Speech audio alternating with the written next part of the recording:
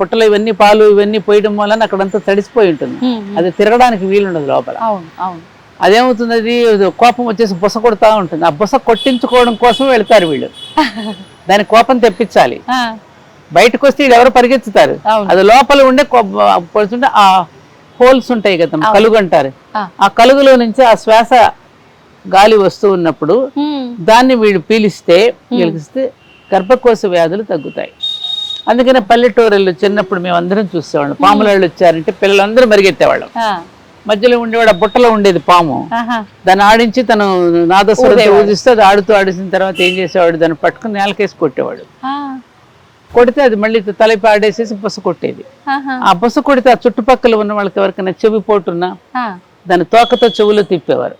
చెవిపోటు ఉంటే తగ్గుతుంది. కొంతమంది చెవిలో చీమ వచ్చిందని, చెవిలో ఇది వచ్చిందని చెప్పి రకరకాల వ్యాధులు, అలా వ్యాధులు నయమయ్యి. అది ఆ బుస కొడితే ఆ శ్వాసను మనం పీలిస్తే స్త్రీలకు కొన్ని సమస్యలు తీరుతాయి అనేటటువంటిది ఆనాడు ఆచారంగా పెట్టారు.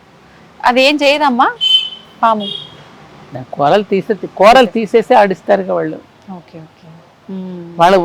వాళ్ళు మచ్చిక చేసుకుంటారు కదా, వాళ్ళు శిక్షణ ఇస్తారుగా. అట్లా నాగేంద్ర స్వామికి పుట్టలో పాలు పోయటం. మరి ఆడవాళ్ళు ఎందుకు వెళ్ళి పోస్తారు? అవును అవును. ఆ చుట్టూ దారం కడతారు పుట్టకు చుట్టూ, అది పైకి రాకుండా.